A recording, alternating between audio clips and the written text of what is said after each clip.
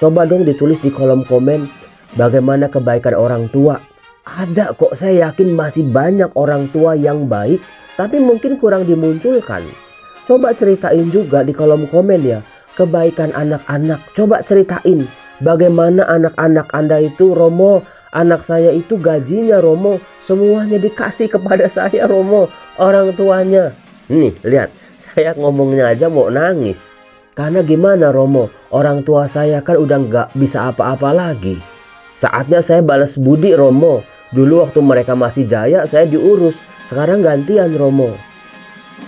Salam damai sejahtera saudara-saudaraku terkasih pencinta firman Tuhan. Berjumpa kembali dengan Bible Learning with Father Joseph edisi keberapa ayo. Ternyata kemarin ada yang WhatsApp saya, Romo, saya tuh meskipun Romo nggak nyebut edisi di Bible Learning, saya tetap ngitungin loh Romo, di hari Sabtu tanggal 21 September itu edisi ke 265. Waduh, berarti 100 hari lagi kita akan menghabisi tahun 2024 ini. Ayo, jangan sampai kita ketinggalan dalam pertumbuhan rohani di tahun 2024 ini. Tinggal 100 hari lagi. Saudara-saudaraku yang terkasih, bagaimana kabar Anda hari ini? Doa saya untuk Anda hari ini adalah semoga pada hari ini dan seterusnya kita betul-betul bisa bersyukur kita punya orang tua. Kita bersyukur kita hidup dalam sebuah keluarga. Saya tahu gak semua keluarga itu sempurna. Banyak salibnya juga. Kadang-kadang keluarga juga menjadi sumber kesesakan kita. Tapi syukuri dulu. Pasti ada rencana Tuhan. Kita juga bersyukur posisi kita sebagai anak. Saudara-saudaraku yang terkasih, dalam video kali ini, izinkan saya mengangkat satu tema, yaitu salah satu perintah dalam 10 perintah Allah, yaitu hormatilah orang tuamu. Bagaimana nih relasi orang tua dengan anak? Kadang-kadang baik, kadang-kadang buruk. Kadang-kadang dulu baik Romo, lalu memburuk. Atau bisa terjadi sebaliknya, dulu ancur-ancuran, sekarang jadi lebih baik Romo. Bagaimana dengan situasi dulu kek, sekarang kek, nanti ke depan jelek terus relasinya. Nah, saudara-saudaraku terkasih, semoga video ini bisa membantu kita untuk melihat duduk perkaranya antara relasi anak dengan orang tua. Waduh, Romo Yosef pasti kepancing nih dengan berita di medsos akhir-akhir ini. Rame itu relasi antara ibu dengan anak ya. Anda pasti tahu, nggak perlu saya sebutin. Ya jujur aja sih saya kepancing karena itu yang selalu penuh di TikTok saya, di Instagram saya, di Facebook juga penuh sama begituan. Saya bukan mau ikut-ikutan, bukan juga mencari siapa yang salah, siapa yang benar, atau menyudutkan satu pihak, atau FOMO gitu ya, takut ketinggalan. Tidak. Yang saya khawatirkan adalah karena itu diulang-ulang terus, anak-anak remaja kita mendengar, melihat, menyimak, lama-lama terekam di alam bawah sadarnya, lama-lama ya ngikutin. Jadi kita tuh terbentuk oleh media sosial lama-lama. Maka izinkan saya seorang pastor mengangkat bagaimana sih relasi anak dengan orang tua dalam Alkitab. Saya mau mulai dari Efesus bab 6, taat dan kasih. Jadi ini dua kata kunci sangat penting yang harus ada dalam relasi orang tua dengan anak. Kalau yang satu hilang, hati-hati akan berantakan di kemudian hari. Saudara-saudara, apakah Anda tahu kesedihan yang paling memilukan di dunia ini adalah ternyata bukan soal kemiskinan, bukan soal patah hati, bukan soal cinta ditolak, tetapi kesedihannya adalah ketika kita punya orang tua yang tidak bisa dibanggakan, entah karena broken, entah karena mereka pernah melakukan kesalahan-kesalahan, atau juga anak-anak tidak bisa juga menjadi harapan masa depan. Ada permusuhan. Kalau dibenci sama orang lain mungkin kita bisa tahan. Tapi kalau dibenci sama orang tua sendiri, dibenci sama anak sendiri, itu akan sangat amat menghancurkan. Itu sumber ketidakbahagiaan manusia. Uang yang banyak, harta berlimpah, jabatan setinggi apapun, tapi kalau dibenci sama anak sendiri, Waduh, pilu saudara-saudara. Atau tidak dikasih oleh orang tua sendiri. Entah karena dibuang, entah karena dianaktirikan, entah karena ya macam-macam lah relasinya. Itu yang sangat memilukan di muka bumi ini. Betul atau betul? Betul banget Romo. Saya beruntung banget saya punya orang tua yang baik. Coba dong ditulis di kolom komen bagaimana kebaikan orang tua. Karena saat ini kan yang lagi rame, gimana nih orang tuanya kok begini, anaknya kok begini. Jangan-jangan dunia kurang literasi, kurang bahan bacaan. Bagaimana ada kok, saya yakin masih banyak orang tua yang baik, banyak banget. Tapi mungkin kurang dimunculkan. Sekarang yang diangkat lagi malah kisah maling kundang lagi. Dengan ungkapan, ini kalau bikin kejuaraan maling kundang aja juara 2 nih. Kalau jadi anak durhaka. Saudara-saudara, coba ceritain juga di kolom komen ya. Kebaikan anak-anak, coba ceritain. Bagaimana anak-anak Anda itu, Romo. Anak saya itu gajinya, Romo. Semuanya dikasih kepada saya, Romo. Orang tuanya. Nih, lihat. Saya ngomongnya aja mau nangis. Karena saya banyak mendengar kisah-kisah seperti itu. Anak lebih baik dia nggak jajan di kantornya. Dia nggak sering bergaul. Dia nggak sering keluar rumah. Kongko-kongko sama temen-temennya. Karena apa? Dia tahu orang tuanya susah. Dia tahu orang tuanya masih harus nanggung adik-adiknya.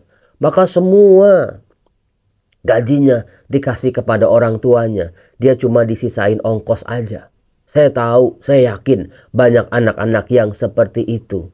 Gak gampang, tapi anak-anak banyak anak-anak yang uhau kata orang Cina itu anak baik. Sayang banget sama orang tuanya. Mendahulukan orang tuanya seperti majikan. Orang tuanya dibahagiain dengan segala keterbatasannya. Orang tuanya pokoknya lebih dari segalanya deh. Bahkan kadang-kadang harus konflik sama istri juga, sama suami juga, sama anak juga. Karena gimana Romo, orang tua saya kan udah nggak bisa apa-apa lagi. Saatnya saya balas budi Romo. Dulu waktu mereka masih jaya saya diurus. Sekarang gantian Romo. Apakah masih ada anak-anak seperti itu? Tentang orang tua, itu mah nggak usah disebut lagi saudara-saudara. Kasihnya orang tua zaman sekarang, itu memang berat kok jadi orang tua, saya sadar. Tekanannya banyak sekali.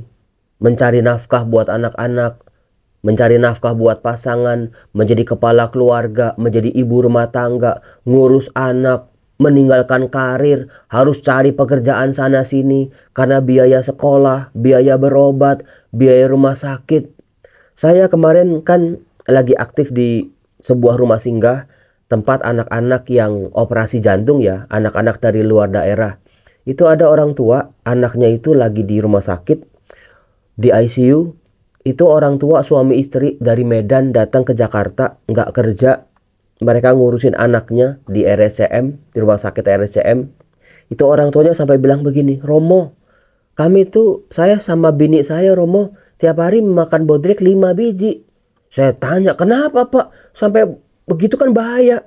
Kalau enggak, pusing Romo. Karena saya sakit, mikirin anak saya, nggak punya kerjaan, nggak punya penghasilan, harus bolak-balik ke rumah sakit, butuh ongkos, butuh makan. Kadang-kadang kami berdua cuma makan nasi sama lauk sama sambal di RSCM, itu 20.000. Kami makan berdua. Kadang-kadang nasinya 2, itu pun kalau ada duit. Kalau nggak ada duit ya udah Romo, segitu-gitunya kami makan. Demi anaknya. Anak pertama, anak satu-satunya. Mungkin kalau orang tua ini egois ya udah dah, dilewatin aja udah, ntar kita bikin lagi. Tapi saya yakin ada kuasa kasih yang jauh melebihi itu. Bukan misalnya saya beli pajangan gini, terus jatuh pecah ya udah ada buang aja. Saya yakin gak semua orang tua seperti itu. Tapi banyak ternyata anak-anak juga membuang orang tuanya. Karena kasus terbaru di RSCM itu banyak orang tua yang sudah renta, tidak bisa berbuat apa-apa, ditinggal sama anak-anaknya. Dibawa ke rumah sakit, coba diobati, tapi ditinggal. Nggak pernah dijemput lagi sama anak-anaknya. Anda mau nggak digituin? Ya pasti nggak mau Romo. Jangan. Itu pedih banget Romo. Orang tua ini mungkin sudah pikun, sudah Alzheimer, sudah mungkin jadi biang kerok di keluarga, ngoceh-ngoceh, marah-marah, bikin konflik di tengah keluarga anak-anaknya. Tapi kan nggak ditinggal-tinggal juga. Maka kemarin saya dapat informasi, Romo mau nggak kita ngurusin orang tua yang terlantar ini? Saya mikirnya, waduh, satu-satu dulu deh. Pasien kanker sama pasien jantung dulu deh. Mungkin yang orang tua, mungkin Anda tertarik, silahkan buat rumah singgah untuk orang-orang tua yang punya nasib seperti ini. Saudara-saudaraku yang terkasih, terus bagaimana kalau relasi anak orang tua tidak baik-baik saja? Kalau mau dicari-cari kesalahan, ya semua juga nggak mau disalahin, bukan? Semua punya pembenarannya sendiri. Atau juga semua juga bisa ada salahnya. Tapi bagaimana ini? Relasi ini bisa diperbaiki atau minimal bisa dicegah. Jangan memburuk di kemudian hari. Saudara-saudaraku yang terkasih, kalau dari sisi psikologi keluarga ya, psikologi pendidikan, anak itu jangan dikerasin. Makin dikerasin, makin dia berontak. Apalagi kalau dalam masa-masa berat, masa teenager, masa remaja. Kalau bisa orang tua akrab sama anak, orang tua jadi temen sama anak. Meskipun kadang-kadang ada sisi-sisi yang harus dikorbankan sama orang tuanya. Masa anak gue bilang elo gue misalnya. Atau nggak ada batas lagi, nggak ada boundaries lagi antara anak sama orang tuanya. Mungkin ya orang tua harus menanggalkan ego juga. Supaya anak-anak bisa deket sama dia. Anak-anak bisa cerita apapun sama dia. Anak-anak tahu orang tuanya sangat sibuk, super sibuk di pekerjaan maupun di pelayanan. Tapi kalau anak-anak mau cerita, tolong para orang tua dahulukan anak. Meskipun kerjaan Anda lagi numpuk atau pelayanan Anda lagi hektik gitu, minimal bilang sama anak, "Nak, Bapak, Ibu ini lagi ketemu orang penting. Ibu janji 15 menit lagi ya," misalnya gitu. Jadi kasih janji tapi bukan asal janji. "Besok ya Dek," tapi besoknya lupa. Itu anak-anak akan sakit hati. Besok-besok kalau dia punya pergumulan, dia nggak mau cerita lagi karena kecewa.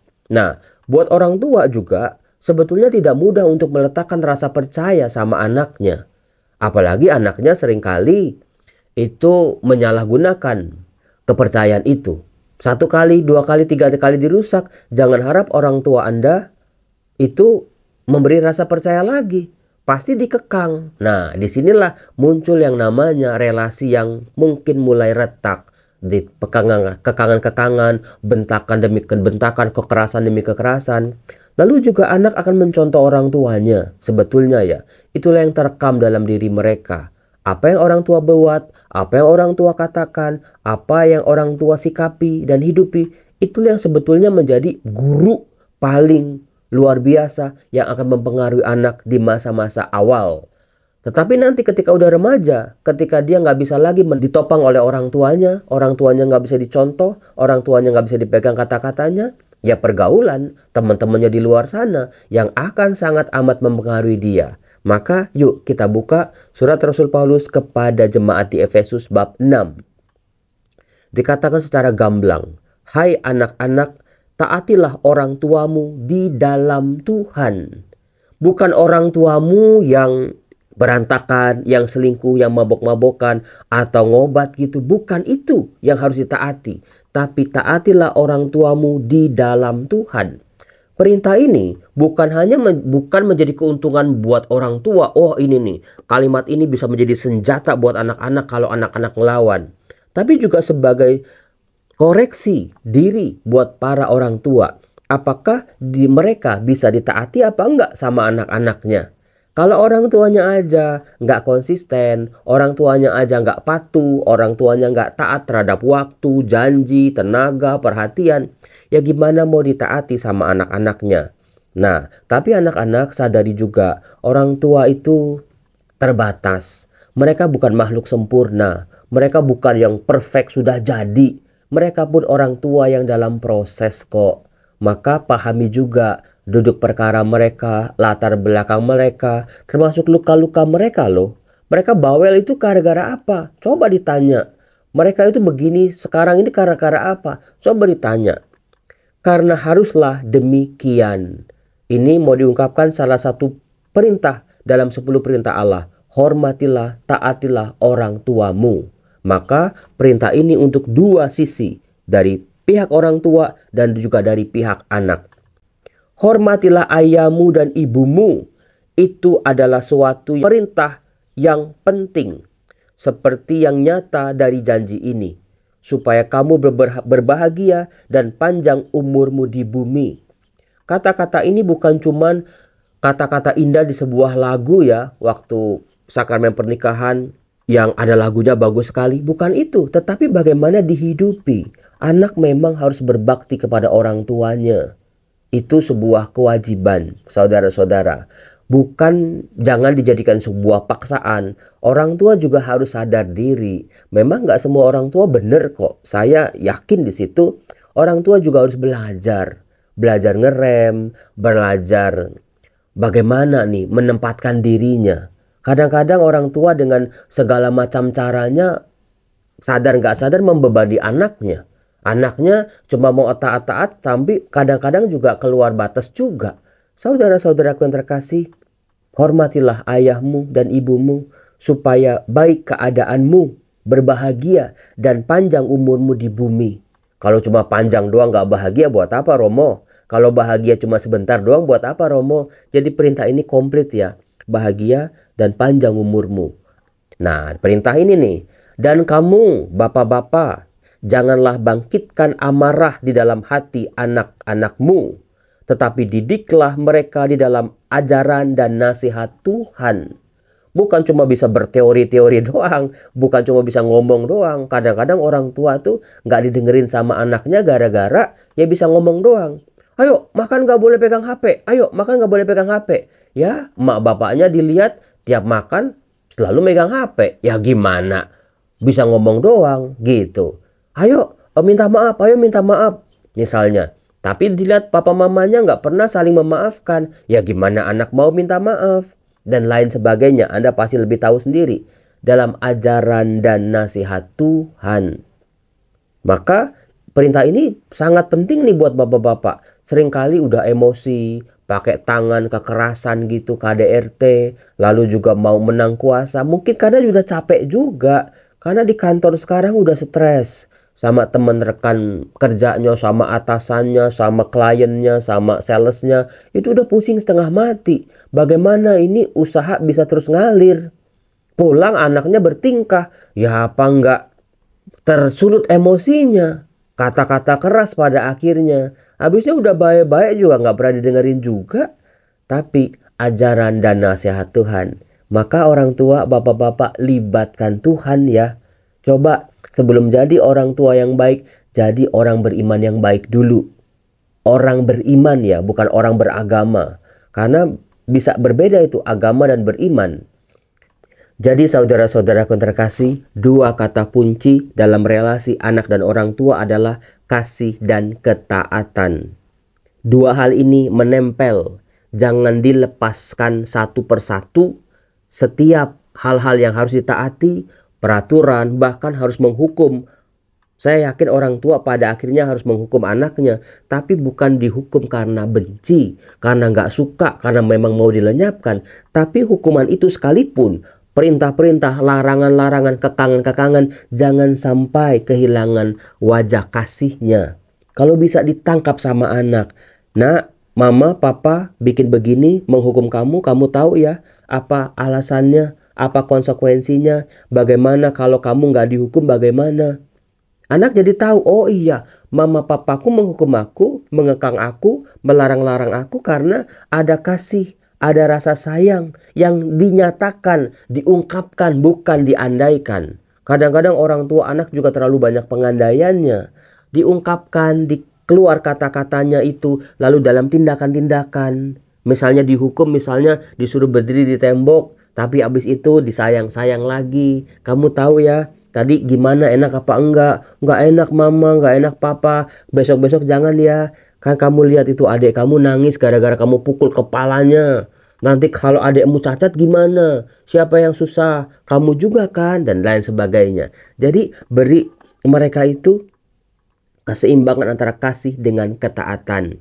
Nah kalau cuma sayang, wah Romo, saya sekolahin yang paling mahal kok Romo. Uang jajan juga sehari 300.000 Romo. Mbak saya pilih yang paling baik. Mobil ke sekolah yang paling mahal. Supirnya itu pembalap Romo, nggak pernah telat ke sekolah. Sekolah yang paling baik, gurunya yang paling baik, mata pelajaran yang paling baik. Saya lesin Romo, saya kursusin apa yang dia mau. Dibeliin boneka Labubu aja saya cariin Romo. Romo Yosef tahu juga Labubu ya. Ya supaya khotbahnya jadi gaul gitu. Semua Romo fasilitas saya kasih. Tapi saudara-saudara, kalau anak tidak pernah diajar untuk taat, susah. Maka kasih jangan pernah dilepaskan dari ketaatan. Kalau kasih hanya kasih, anak tidak dididik untuk takut akan Allah, hormat sama orang tuanya, menghargai benda-benda yang kecil sekalipun, bisa berteman sama orang lain, bisa menghargai karena di rumah juga dihargai oleh orang tuanya sendiri. Itulah ketaatan. Anak jadi tahu orang tuanya itu relasinya bukan untuk ditakuti karena perintah-perintahnya dengan ancaman-ancamannya, tapi memang layak untuk ditaati karena ada relasi kasih di situ. Waktu anak-anak masih kecil, saya sering kali dengar tuh I love you mommy, I love you daddy. Anak-anak juga orang tua juga sangat bangga ya ketika anaknya bisa ngomong aku sayang mama, aku sayang papa. Tapi sayangnya berhenti ketika usia remaja karena malu. Satu, mungkin karena orang tuanya berlebih-lebihan, nyium anaknya di depan teman-teman, dia setelah itu diejek habis-habisan di sekolah, maka dia nggak mau lagi dicium. Orang tuanya terlalu berlebihan, nanya kabar, WhatsAppin, teleponin di depan teman-temannya, lalu dia malu, dibilang anak mami, nggak mandiri, anak cengeng, anak yang ada di bawah lindungan orang tuanya, anak manja dan lain sebagainya, maka dia nggak mau lagi disayang. Maka orang tua juga harus belajar ngerem, lihat perkembangan anak-anaknya. Saudara-saudaraku yang terkasih, saya berdoa semoga relasi anak dan orang tua dalam keluarga kita bisa diselesaikan kalau ada masalah. Mumpung masalahnya masih kecil, ada rasa keadilan, sayangnya tampak nyata, betul-betul saling menyayangi, saling peduli, saling memaafkan. Anak-anak yang terkasih, beranilah memaafkan orang tuamu. Orang tua juga begitu, beranilah memaafkan anak-anakmu. Karena kita ini semua terbatas, nggak sempurna. Bisa bikin salah, sadar maupun nggak sadar. Kadang-kadang nggak sengaja juga. Kadang-kadang nggak mau juga bisa berbuat seperti itu. Tapi kepepet atau karena keadaan. Maka pengampunan harus selalu dihadirkan dalam setiap keluarga Kristiani. Bukan cuma mengampuni, awas ya besok diulang lagi. Tapi pengampunan dalam ajaran dan nasihat Tuhan. Dengan contoh dan teladan. Semoga kita masing-masing bisa belajar sebagai orang tua, sebagai anak. Kan waktu orang tua dulu kan pernah jadi anak bukan? Iyalah Romo. Anak yang sekarang nanti kelak akan menjadi orang tua. Contohnya saya tinggal di seminari bersama frater-frater. Kadang-kadang kalau lihat frater-frater yang bandel, frater-frater yang malas, frater-frater yang mbak lelo, saya kan teringat tuh ya dulu saya frater juga begitu misalnya. Ketika kuliah ngantuk saya juga dulu begitu. Maka gimana ini? Nasihat dan ajaran Tuhan hadir dalam diri kita. Salam damai sejahtera, Tuhan Yesus memberkati. Bye-bye.